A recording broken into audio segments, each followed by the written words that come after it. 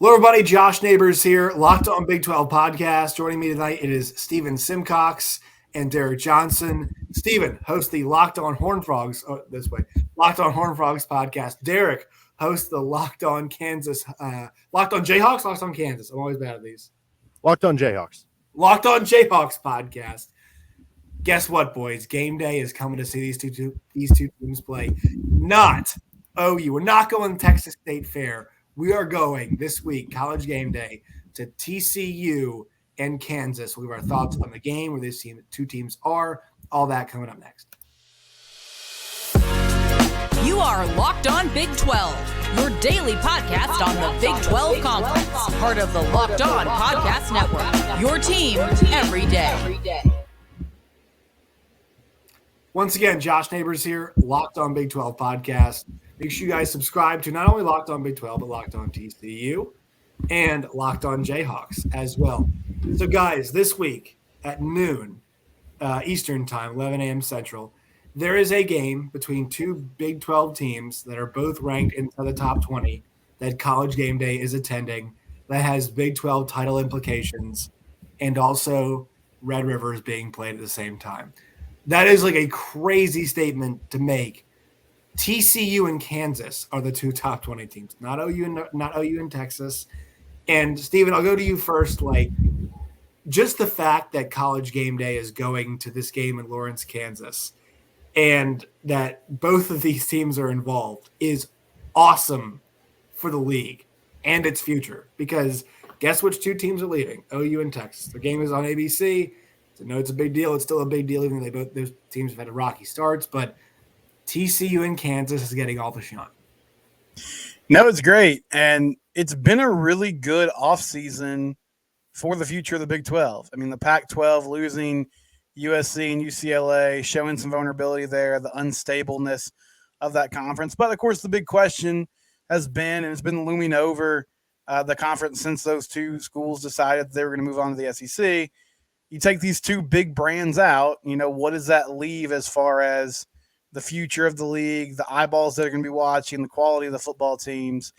And you have two teams that are really upstarts. I mean, I'll defer to Derek on KU and their season, but I know from hearing you, Josh, and others around the Big 12, there was some optimism, right? Like, we were all like, oh, yeah, that over-under of, I think it was like 2.5 before the season for Kansas. You gotta smash the over there. Like, they're definitely going to win 3 or 4 games.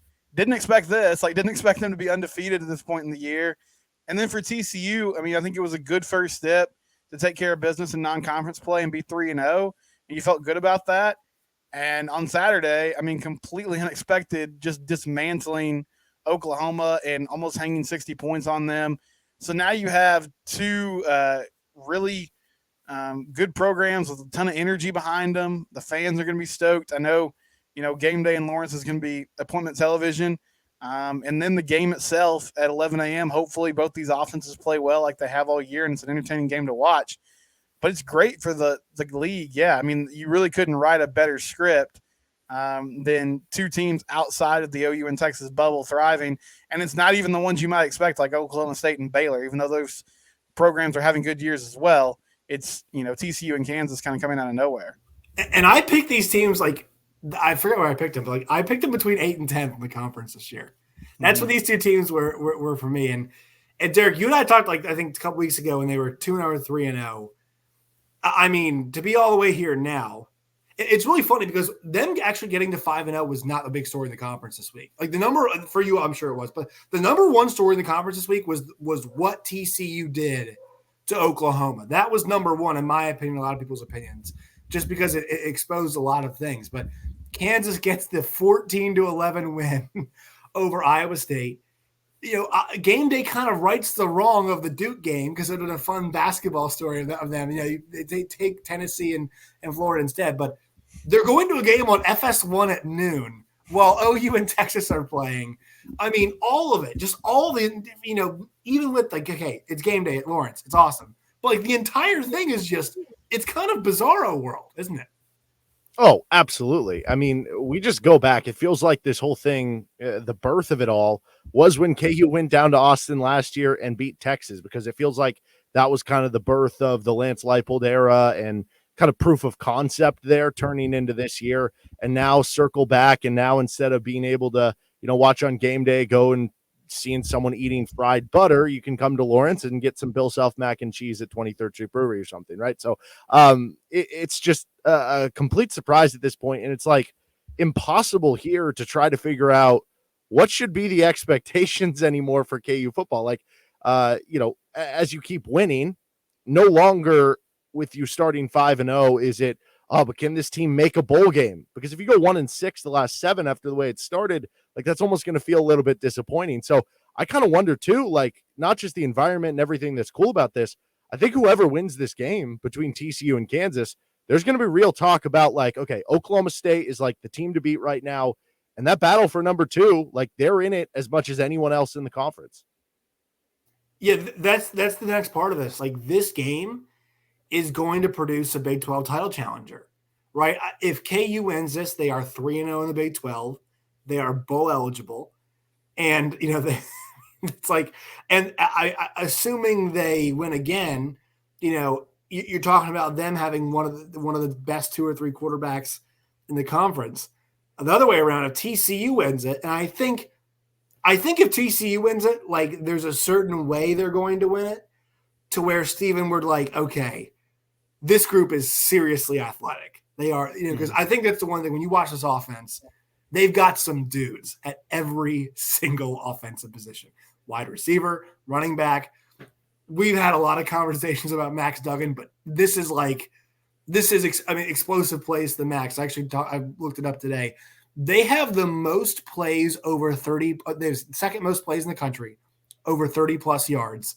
And they've played one fewer game than all the teams around them. The only team that has more is Ohio State with 21. I think TCU's at 19. I mean, this game, if Kansas wins it, it's like proof of concept, serious contender. If TCU wins it, it's further proof of what they showed against OU. Like, I think whoever wins this game, Steven, has to be considered as a Big 12 title challenger. No, I'd agree with that. And it's funny, before the year, I said I thought TCU would go 7-5. And you guys probably don't do this, but I'll speak for myself. Sometimes you throw a prediction out there and you don't really like do a ton of like research, and then later you look back at the schedule and you're like, oh, okay, now I got to figure out where these 7 wins are going to come from. Like I just sort of abstractly said 7-5 because I felt right, but you're like, oh, Oklahoma State, that's tough. OU at home, how are you going to win that? Going to Morgantown, that seems like a tricky game. But if you win your first 2 conference games, stealing one from Oklahoma and beating, a really good upstart Kansas team, then everything looks a lot more manageable just based on, how everyone else is playing. And yeah, the offense has been incredible. I've had to apologize, and I have, to Max Duggan. Like the first few years of his career, he was not an accurate passer. He did some great things with his legs. He had a ton of intangibles, but I thought Chandler Morris was going to win this job, which in fairness, he did. And he would just keep it for, the entirety of the season. But he went down in the third quarter of that Colorado game, and Max walked in and hasn't let the job back. So they've been able to find a way to get the ball to their playmakers. I spent all offseason talking about Quentin Johnson being a first-round draft pick, and he's only got 200 yards receiving on the year. But it's not because, he's been terrible. It's just because they have so many different guys they're spreading the ball around to. Darius Davis has been fantastic. Tate Barber made some plays last week. I could go down the list, but it's a fascinating game. And the one thing I'll say about TCU is, it sounds strange, I still don't really know completely what this defense is, because the first 2 games of the year they play, Colorado, God bless them, they're not going to win a football game, I don't think. They suck. They're so bad. And then Tarleton was their FCS game. SMU, they were able to force a few turnovers, but there were some explosive plays by Tanner Mordecai on that team. And then in the OU game, Dylan Gabriel was struggling, but I think if he plays 4 quarters, then it's just really hard to measure what was going on, because once Bevel came in the game, OU really couldn't do anything on offense. So we'll find out, because Jalen Daniels is fantastic. I know Kansas does a lot of cool things, schematically, that makes it tough for defenses, a ton of misdirection. So that'll be the big test in my mind this week, is can this defense sort of hold up, and we'll sort of get a bigger picture, a fuller picture of where they're at under first-year defensive coordinator Joe Gillespie. And then, Derek, over to you about winning a 6th game, because after this, they've got at Oklahoma, they're at Baylor, they got Oklahoma State. That's really tough. And they're at Texas Tech after that too. So just getting to 6, Like what, and everything else outside of that, great. What does getting to 6 mean for KU in the program? Oh, it means so much. It's the proof both from a just, the guys who are on the team trying to get them to wins, both from recruiting locally.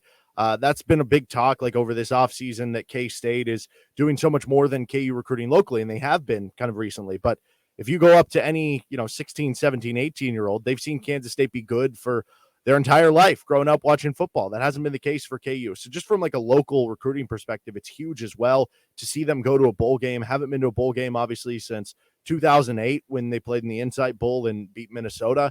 It would be huge for this program to get to that 6th win. And like you said, it's one of those weird things because right now at 5-0, you don't want to just sit there and say, oh, our expectation is only to go in 6 games. But you still can't take it for granted if you do only get to 6 because, like you said, there's tough opponents coming up. The KU Baylor series has been really, really one-sided for Baylor with blowout scores lately. Maybe the OU game is a little bit more winnable than we think, especially last year. KU almost beat Oklahoma in that game in Lawrence, but Oklahoma State looks really good. So there are no gimmies in the Big 12. You can't take anything for granted. If they get that 6th win, I mean, it's going to be, I don't know. Fans might storm Mass Street. Usually that's reserved for like Final Fours or something crazy winning the national championship. But at this point, especially if it's over TCU with game day in town, wouldn't shock me. Well, also they've been underdogs in 5 of those 6 games. And I mean, let's see, Tennessee Tech, 4 of those 6 games. Tennessee Tech, obviously, it's whatever. West Virginia, double-digit underdog. Houston, they were around 9.5 at one point with that one. Duke, they were 7-point favorite. Then Iowa State, they were dogs once again for that one. And now this week, I think it's now a 7-point underdog at home. I mean, I think like, oh my God, storm the streets. And I remember talking to Jesse Newell, now covers Kansas City Chiefs, him saying at 5 wins, they build the statue of Lance Leipold. Well, they're at build the statue range. I'll ask you guys both now, Steven, how does TCU go about winning this football game? What is the key for them? And I was specifically on defense, like what do they do? Because we talked on the show I work on Sirius XM, we talked to Sonny Dykes last week, and he said, our defense is fast. I'm not sure he's all the way sold in, and they shouldn't be yet because of the year they had last year. Not sure he's 110% sold in what this defense is just yet. But what are the keys for TCU to win this game? And really on the defense, what's the key for them to slow down Jalen Daniels? Yeah, I mean, defensively, they switched schemes here, so they're running a lot of 3-man fronts. And I think the big key is this is something they haven't really had is rushing the passer, and especially with those front 3 guys. Dominic Williams is a true freshman. He's been starting to nose tackle. He's done a really nice job. But it's hard to get pressure from that interior spot. Dylan Horton is kind of their main defensive end who they hope can generate some buzz off the edge. So I think it starts there. In the secondary, they have a lot of experience. They've been kind of inconsistent at times, but Travius Hodges-Tomlinson and Josh Newton are 2 guys that have been asked to do a lot, and they're going to have to play well and play disciplined and make plays. If they can slow down KU in their run game, that'll be a huge key. One guy to watch, so Marcel Brooks, he was a 5-star recruit out of high school. He went to LSU, transferred to TCU a few years ago, and the previous staff didn't really know what to do with him. They moved him to wide receiver last year. That didn't work. And so now he's playing linebacker.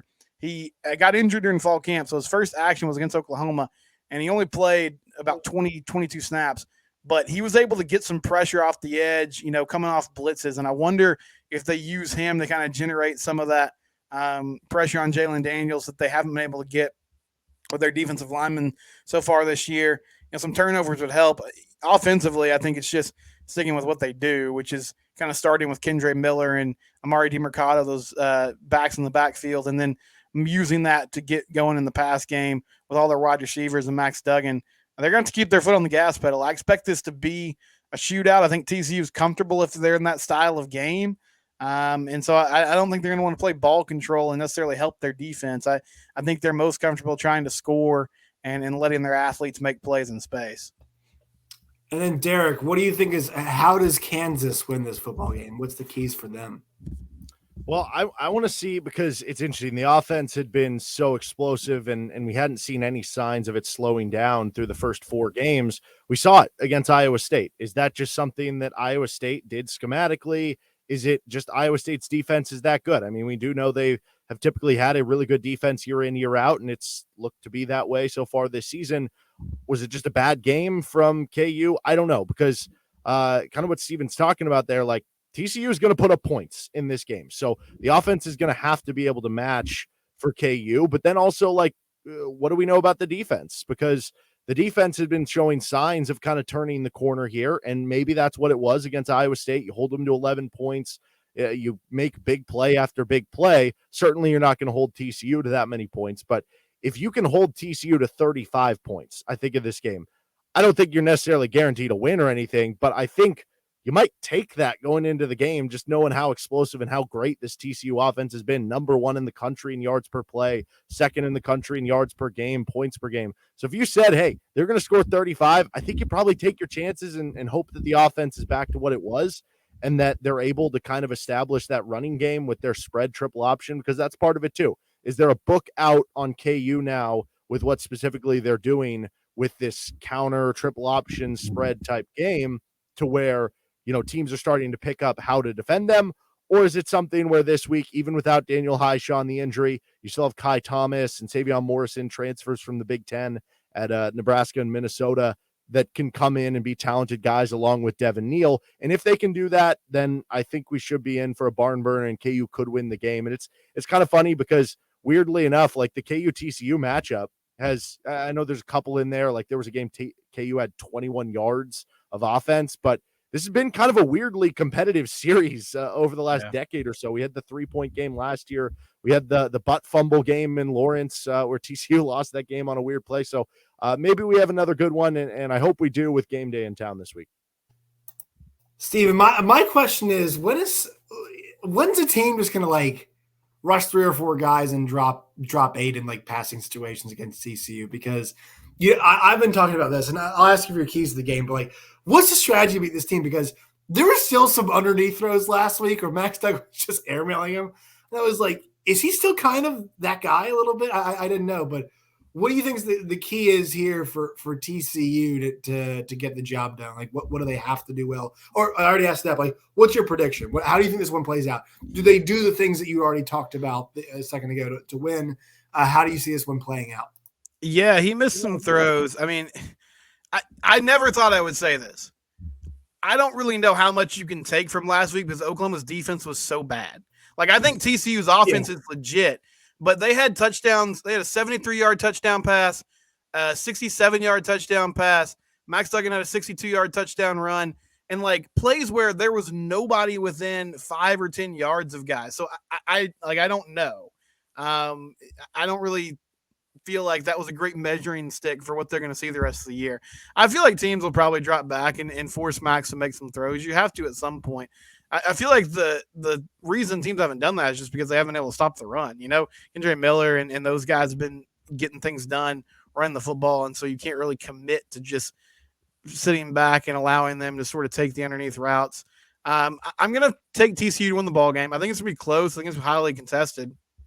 But I feel like they score consistently, and I think the defense does enough. I feel like they force a couple turnovers and they win the game. I'm loving what I'm seeing from the energy of the program, the way they're approaching things. I think Sonny Dykes has his team playing loose. They're responding to his voice. And so I don't really see them. You know, I think Kansas can obviously win the game, but if I'm making a prediction, I'll take TCU to win. And I think they score over 40 points. I don't feel like they punk the Kansas defense, but they're effective, and the defense makes enough stops to win the football game. Derek, what about you?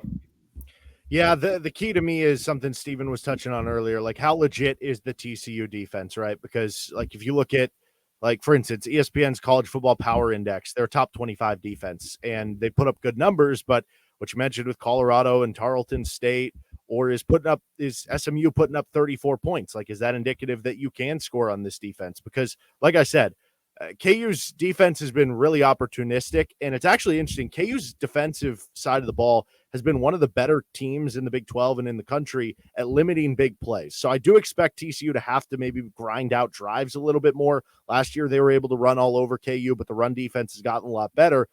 But if you can hold the TCU offense down a little bit, what can the offense score here for KU? Jalen Daniels had a down game, didn't even eclipse 100 passing yards. They struggled against Iowa State. It's, can you really get back to what you were doing offensively? If you can, if this is back to the offense that put up 42 in regulation, 55 for the game against West Virginia, and 48 points against a Houston defense that has one of the best pass rushes in the country, then I think KU can win this game. But otherwise, if this is starting to be kind of figured out how to defend this offense and KU can only put up 28 points, 31 points or something like that, then I think TCU can win. All right, gentlemen, appreciate your all's time. Steven, where can people find you and your work and all of its variety? Yes, I'm on Twitter at Simcox Steven. The show Twitter handle is at Locked On TCU. And then Locked On Horned Frogs, we're on YouTube. You can subscribe there and also wherever you get your podcast. Derek? You can find me at D Johnson Radio on Twitter, and it's Locked On Jayhawks. Subscribe and hit us up if you have any questions or anything you want the pod to talk about. You guys can find me on Twitter at @JoshNeighbors_. Find the show at LOBig12. Find us on wherever your podcasts, all that kind of places, and YouTube. Gentlemen, appreciate it. Looking forward to the biggest game in the Big 12 this weekend. That's Appreciate right. your all's time.